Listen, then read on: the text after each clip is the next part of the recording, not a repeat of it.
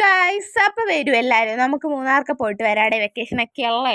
അങ്ങനെ നമ്മൾ ദാണ്ടെ പോവാണ് ഗൈസ്. നമ്മൾ വീട്ടിൽ നിന്ന് 1-2 മണിക്ക് പോയിട്ടുണ്ട്. അതിൻ്റെ ഇടയ്ക്ക് ദാണ്ടെ അഹങ്കാരി പട്ടിഷോകൾ കാണിക്കുന്നു.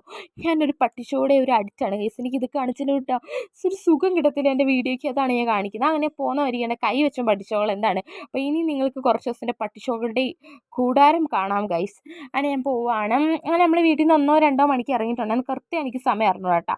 അങ്ങനെ നമ്മൾ പോകുന്നതായിരിക്കും മിനറൽ വാട്ടർ എന്താ മേടിക്കണമായിരുന്നു. അങ്ങനെ അതൊക്കെ വാങ്ങിച്ചിട്ട് നമ്മൾ പോവുകയാണ് ഗൈസ്.